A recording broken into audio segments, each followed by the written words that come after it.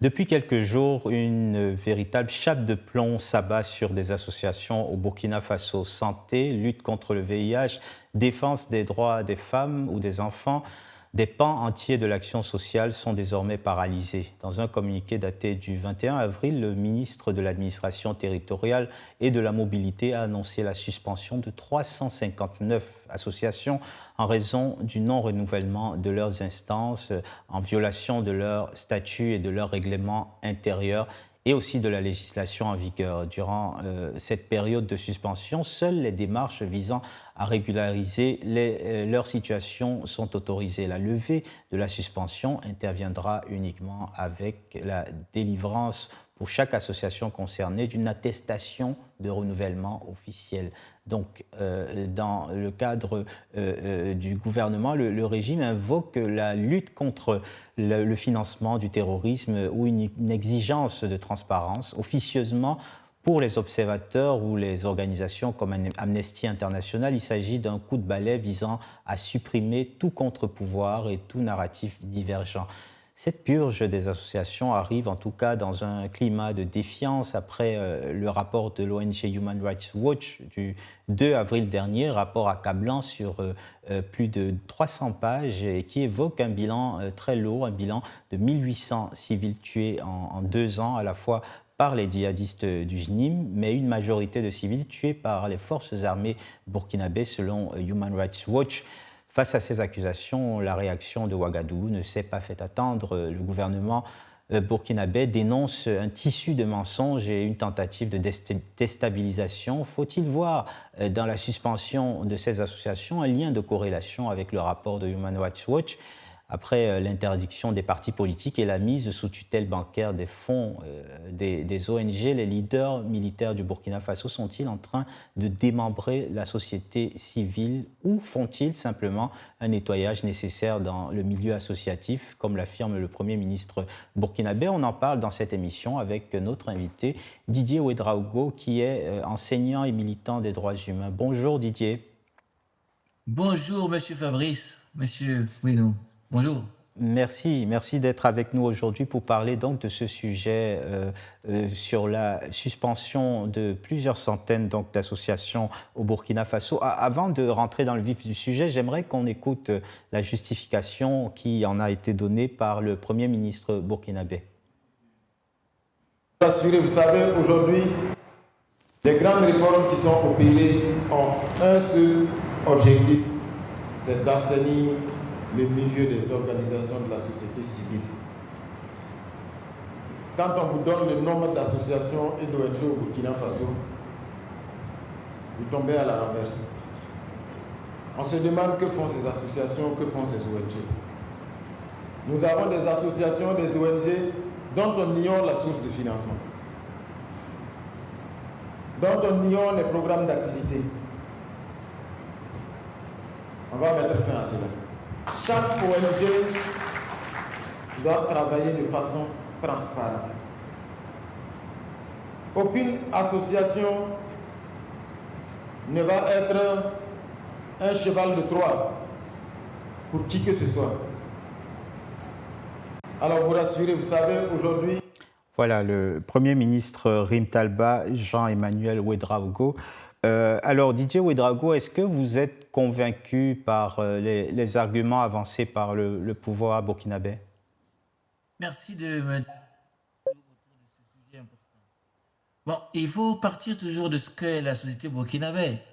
C'est-à-dire que c'est une société qui, depuis fort longtemps, par la défaite en fait donc de la gestion et du pouvoir d'État, et a laissé prospérer en son sein et dans tous les domaines de la société, en tout cas de l'action sociale et civile, et donc des ONG, des organisations qui portent en fait le tissu social et qui essaient donc de régler, en tout cas autant que faire se peut, hein, et quelques questions qui ont été laissées en désuétude et à l'abandon par l'État ou par incapacité, par négligence ou par option politique.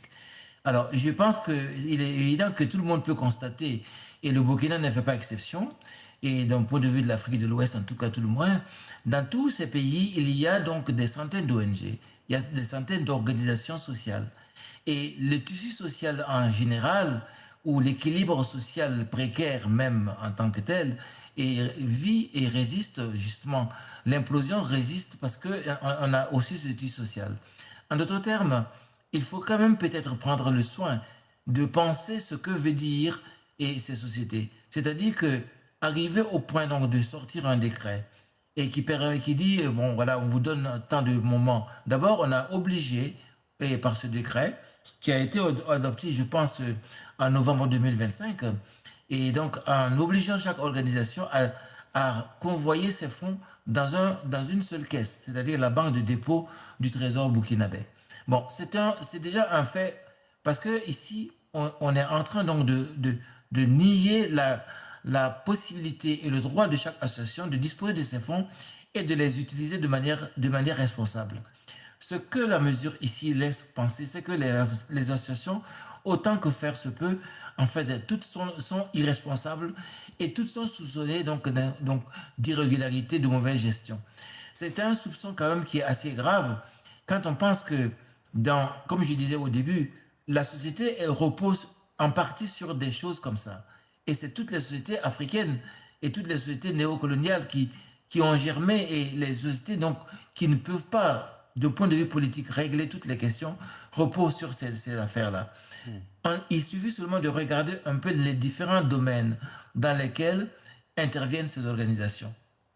D'une part, il y a bien évidemment la première mesure que vous avez vue concerne essentiellement donc, et des organisations donc, de défense des droits humains, de santé, etc., d'appui et de gouvernement local. Mais ces associations sont importantes d'un point de vue donc, de leur nature, d'un point de vue de leurs objectifs.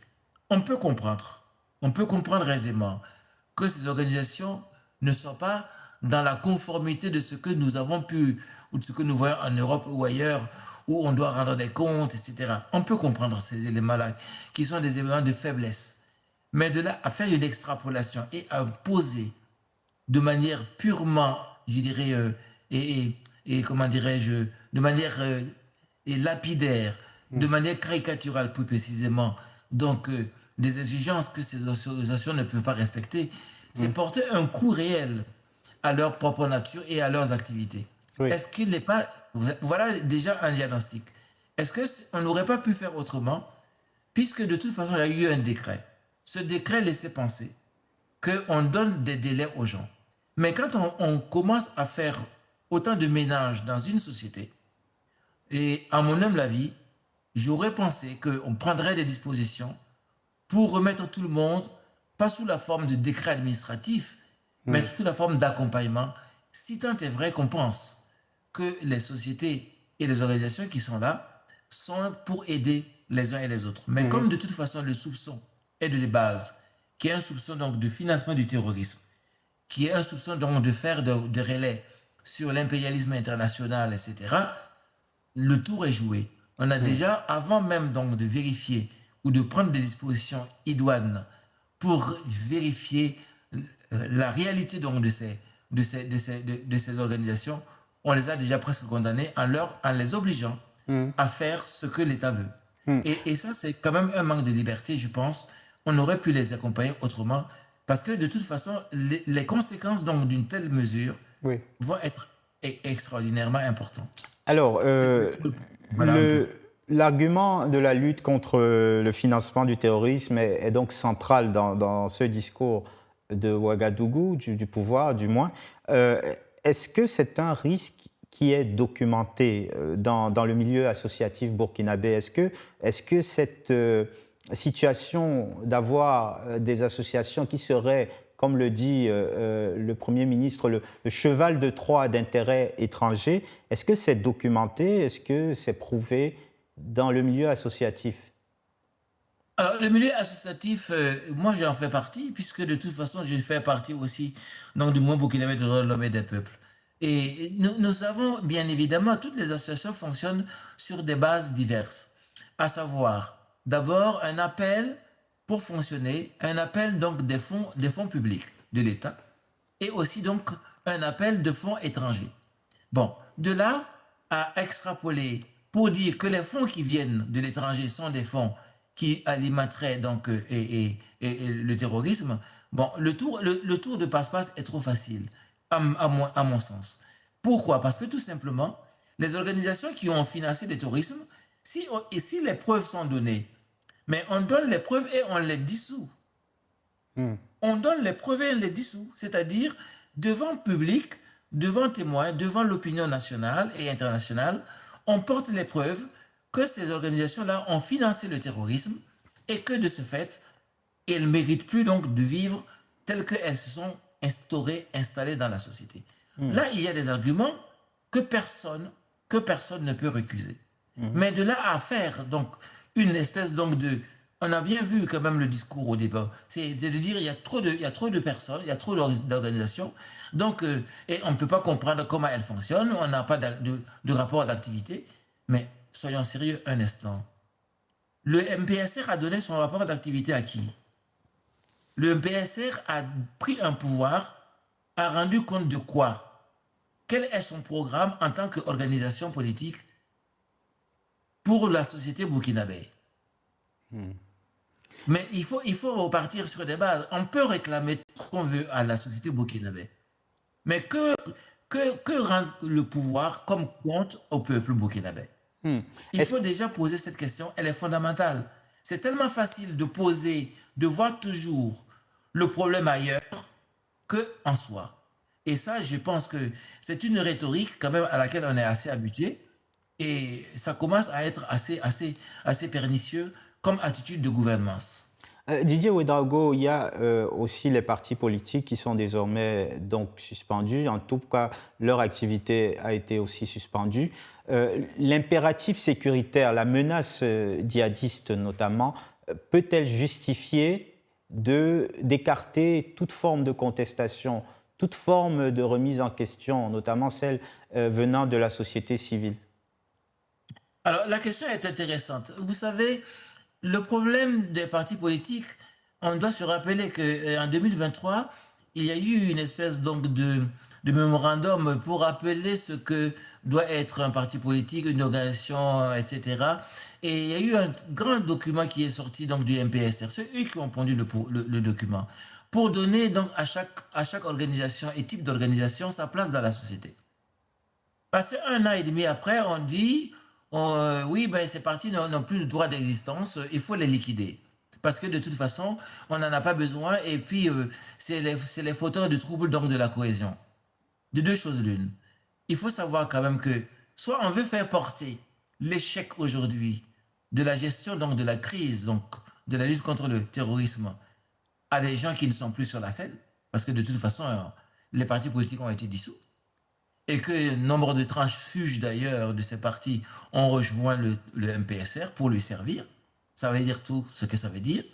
Et en d'autres termes, ça veut dire quoi aussi? Ça veut dire que les partis politiques ne peuvent pas être donc les fauteurs de troubles de la lutte contre le terrorisme, puisque de toute façon, ils n'ont plus pignon sur rue, ils ne travaillent plus au sein je dirais donc de la société burkinabé, ils n'ont pas d'opinion à donner, donc ils n'ont pas de voix qui se fait entendre. Donc ils ne peuvent en aucun cas perturber la mise en œuvre, en tout cas, des dispositifs et des stratégies donc, de lutte contre le terrorisme du MPSR2. Je ne vois pas en quoi, puisqu'on leur avait déjà suspendu les activités, je ne sais pas en quoi il serait encore un danger dans la lutte aujourd'hui, sauf à penser. Et là, c'est justement toujours du non-dit dans cette gestion. Parce que c'est des concurrents possibles. Parce que un parti politique est le principe même dans une société d'apporter une opinion. Elle peut être contraire, elle peut être dans le sens du pouvoir, peu importe. Mais en tout cas, ils sont, les partis politiques, donc des instruments de la gestion démocratique d'un pays. Les abolir, les dissoudre et même revendiquer, si vous voulez, donc leurs biens, etc., leurs passifs, ça ressemble presque à un hold-up. C'est extraordinaire quand même de penser ça. Et de dire que c'est un pouvoir qui est venu de manière illégale, qui prend ces mesures-là. C'est d'autant plus décoiffant que ce pouvoir est illégal en lui-même déjà.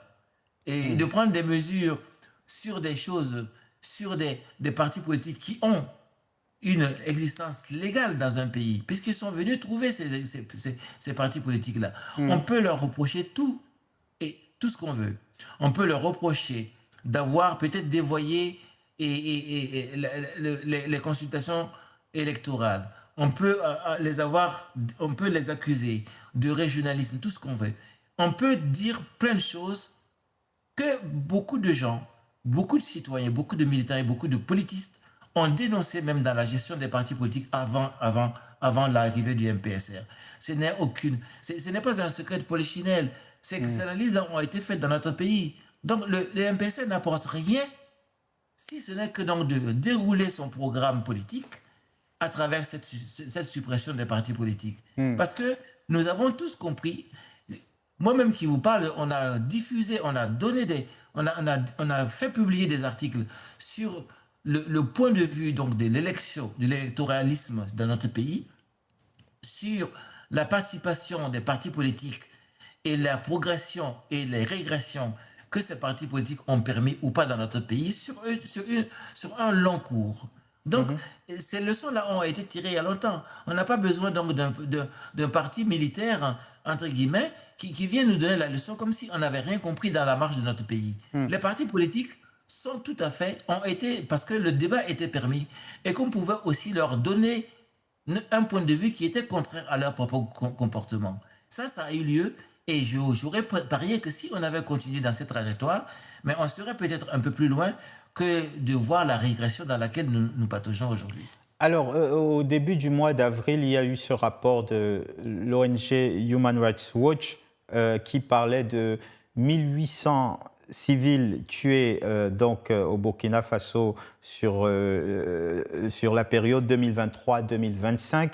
1200 de ces civils morts sous les balles de cette guerre civile sont attribués à l'armée burkinabé. Human Rights Watch a été qualifié d'agent de propagande par les défenseurs du pouvoir. Ce rapport est considéré comme un tissu de mensonges par le gouvernement burkinabé. Que pensez-vous de l'imbroglio autour du bilan des personnes disparues ou tuées dans le cadre de cet affrontement? Alors, nous avons bien évidemment ce rapport qui a fait mouche dans le milieu burkinabé international. Et pour cause. Avant ce rapport, je dois souligner que des mouvements de défense des droits humains au Burkina ont toujours fait ce travail. Avant l'arrivée du MPSR. À chaque fois, et ce n'est pas seulement en temps de crise, seulement de lutte contre le terrorisme, avant cela, toutes les atteintes aux droits humains ont été répertoriées. Il y a des rapports qui existent dans notre pays. Avant celui de Human Rights Watch. Il y a donc des militants, il y a des associations qui connaissent les réalités de terrain, qui savent ce qui se passe, et il y a des rapports régulièrement fournis. Pendant la question, rappelons Yirgou. À Yirgou, il y a eu des rapports qui ont été produits. Il faut même rappeler que c'était une des pommes d'Adam qui a fait partir le pouvoir de Roch-Marc Christian Kaboré. Pourquoi? Parce que tout simplement, c'était des rapports brûlants. On dénonçait déjà des atteintes. Il faut souligner aussi une chose qui est importante. Avant de venir à la question du rapport du Human Rights Watch, il y a eu ces rapports, mais il y a eu aussi des accompagnements, et ces rapports, des accompagnements et des dénonciations, des actions, pas des organismes internationaux, pas par des gens de l'extérieur, mais par des Burkinabés, par des défenseurs, par des citoyens honnêtes, qui ont alerté, qui ont demandé à ce qu'on mette fin à des exactions même qui sont commises par nos propres compatriotes. Mais cela veut dire quoi? Ça veut dire tout simplement que si on veut triompher de la guerre, on ne peut pas faire l'impasse sur ce qui constitue aussi des dérives dans la manière même dont cette guerre est menée. Je dois souligner une chose. Oui, nous avons au niveau même du MBDHP été conviés à former même les militaires qui sont sur les fronts pour pouvoir prendre en compte des éléments des droits humains dans la guerre. C'est vous dire à quel point des organisations et des citoyens burkinabés sont soucieux de mener cette guerre avec donc des règles. Une guerre, ce n'est pas n'importe quoi. On tue des gens et nous avons nous avons plein de personnes qui sont mortes. Nous avons des militaires. Là, on parle de civils, de Human Rights Watch, et là, j'en viens. Mais ce travail a été mené avec munici. C'est parce que ce travail n'est pas juste seulement dans le sens du pouvoir qu'il reçoit, donc les foudres donc, de ce pouvoir. Mais Mais Didier, pourquoi ne peut-on pas prendre le soin de vérifier, puisque de toute façon, ce rapport est truffé de témoignages. Didier, 80% donc, de ce rapport, c'est des témoignages. Didier Ouedraogo, qu'est-ce que vous pensez tout de même de cet argument qui tend à dire qu'il serait dans l'intérêt de certains partis étrangères, donc qui étaient associés à cette lutte contre le djihadisme et qui ne le sont plus, qui serait dans leur intérêt de jeter l'anathème sur le pouvoir burkinabé pour pouvoir mieux, comment dire, le critiquer et donc montrer sa faillite? Mais on n'a pas besoin donc on n'a pas besoin de chercher en fait très loin pour montrer la difficulté dans laquelle se trouve le pouvoir par rapport à cette lutte. Le problème n'est pas ce rapport. Le problème, c'est avant ce rapport, on comprend tous aisément que le pouvoir ne s'en sort pas. Rappelons-nous simplement que M. Ibrahim Traoré est venu en décrétant que les choses vont se passer très bien. Après, on a vu qu'il est rentré dans une espèce de complotisme permanent et parce que justement, il est difficile de régler la question du terrorisme. Ce n'est pas une simple question donc comment dirais, de slogan et de compétition verbale. C'est vraiment un grand travail. Et on peut remarquer que partout ailleurs, la question du terrorisme est une question sérieuse. Sauf au Burkina où on a pris ça comme étant donc un jeu entre militaires et surtout qu'après on n'est pas là pour dire au pouvoir ivoirien, etc. C'est pas ça. De toute façon, il y a d'autres éléments pour poser donc la qualité donc de gestion du pouvoir. Mais ce n'est pas seulement sur ce front. Sauf que malheureusement, ce pouvoir est venu sur cette même base. Il est venu sur la base donc de lutte contre le terrorisme. Donc on l'attend sur ce terrain. Il faut qu'il montre effectivement qu'il en est capable. Mais s'il n'en est pas capable, ça veut dire que soit il n'a pas compris ce qui se passe, mais on comprend bien de toute façon qu'aujourd'hui, il me semble en tout cas, devant les faits, que ce n'est même plus la priorité du pouvoir, puisque Ibrahim Traoré et tout le MPSR et tous ceux qui lui ressemblent sont dans une espèce donc, de course donc, pour rester au pouvoir. C'est ça maintenant le problème. Quand on regarde tout ce qui se passe autour, la révolution décrétée sans document de base, une espèce donc de jeu, je dirais, donc de tentative ou de manipulation pour voir si on peut faire la révolution ou on ne peut pas la faire, comme si c'était un jeu d'enfant. Mais il faut être sérieux un instant par rapport à un peuple qui lutte, qui a lutté avant IB, qui a lutté depuis longtemps. Et la question révolutionnaire, j'embraye là-dessus, puisque de toute façon, il semble maintenant que c'est ça le cheval de bataille de IB, mais la question révolutionnaire n'est pas née avec Ibrahim Traoré, il faut être excusé du peu. Justement, il dit, Ibrahim Traoré, que la démocratie n'est pas pour nous, lançait-il donc il y a quelques jours dans une interview. Est-ce que c'est une source d'inquiétude pour les militants de la société civile comme vous, qui faites, comment dire, part entière, vous faites partie du système démocratique, de la démocratie. C'est parce qu'il y a la démocratie qu'il peut y avoir des acteurs de la société civile. Est-ce que c'est une source d'inquiétude pour vous d'entendre le leader, le dirigeant burkinabé tenir ces propos? Alors, je voudrais ici rappeler rapidement qu'en fait, depuis qu'il est arrivé, le processus est tout à fait identique à lui-même. C'est-à-dire qu'il y a eu une espèce de plan de destruction donc, de la question démocratique, dans le fond. Et il y a eu donc d'abord pour dire que bon, et tous les partis politiques qui l'ont précédé n'ont rien foutu au Burkina Faso. Ensuite, on a commencé à suspendre les activités dans des partis politiques. Et ensuite, on les a liquidés. Et maintenant, on a attaqué la société civile. Donc, en fait, si on regarde bien, nous sommes donc dans des épisodes qui sont dans des épisodes donc, qui, de toute façon, concourent vers la liquidation de la question démocratique. Pourquoi j'ai dit la question démocratique? Parce que la démocratie est une question posée et à résoudre dans notre pays. Et ça n'a pas commencé encore une fois de plus avec Ibrahim Traoré. Et c'est le seul moment historique pour notre pays, depuis les indépendances, où donc des milliers de gens des organisations syndicales, des partis politiques se sont toujours mis à cheval pour construire une société démocratique, c'est-à-dire où on respecte la liberté d'expression, la liberté d'opinion, la liberté des uns et des autres, civile et politique, pour que la société s'organise dans la contradiction, peu importe. Mais en tout cas, que la société s'organise avec des idées qui permettent à chacun de trouver sa place et un progrès réel. Ça, ce n'est pas autre chose que la démocratie. C'est ça la démocratie. Alors, si M. Ibrahim Traoré pense qu'on ne doit pas passer par là et que maintenant, la démocratie n'est pas pour l'Afrique, c'est une absurdité historique. Totalement absurde. Parce que c'est juste un prétexte pour nous vendre quelque chose qu'il appelle sa révolution populaire et progressiste, ou progressiste et populaire, dont on n'a ni les tenants ni les aboutissants, et qui devient, pour le Burkina, une espèce de laboratoire politique, une espèce de manipulation d'opinion, et même, pourrait-on dire, une espèce de prophétie de rupture, dont on ne voit nullement les tenants et les aboutissants, et dont on ne voit même pas les résultats.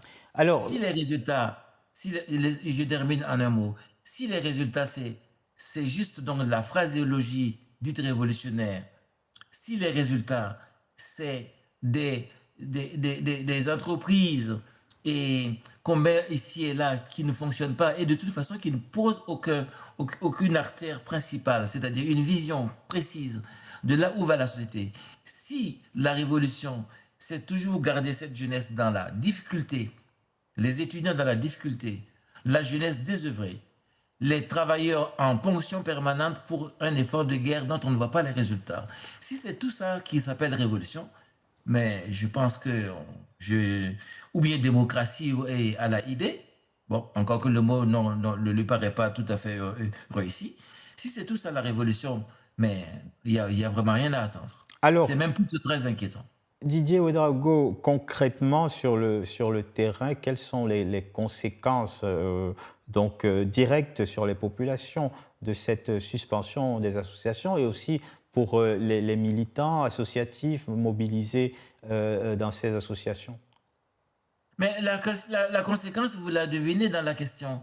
C'est-à-dire que des associations qui essaient donc d'œuvrer au bien-être social, qui essaient autant que faire, même avec des insuffisances, il faut les reconnaître, à être un petit peu du lion dans la société, à soutenir telle ou telle frange de la population, telle ou telle sphère d'enfants, de jeunes, de handicapés, etc., ou bien à développer une région et à mener un petit projet, ne serait-ce que juste un puits dans un village où il manque de tout, ou bien à créer une école où il manque de tout, etc.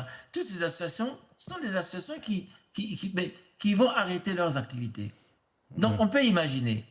D'abord, il faut savoir que d'un point de vue, par exemple, de l'éducation, le terrorisme est venu mettre en difficulté extrême l'accès au Burkinabé à l'école. Donc, on a fermé plein d'écoles, des milliers et des milliers d'écoles. Donc, on va continuer donc de faire quoi? On va continuer donc de laisser le tissu social se déliter. La conséquence, c'est le délitement, c'est la fragilisation encore. Et à côté de cela, on dit, il faut la cohésion sociale. Il faut que tout le monde se mette derrière le politique IB pour que notre pays soit souverain. Mais on ne peut pas être souverain si les gens sont en lambeaux dans un pays. Et il faut être Merci. sérieux.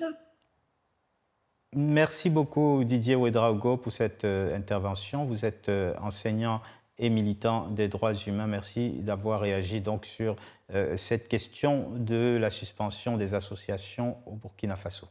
Je vous remercie de m'avoir invité sur votre antenne. Au revoir, monsieur. Merci.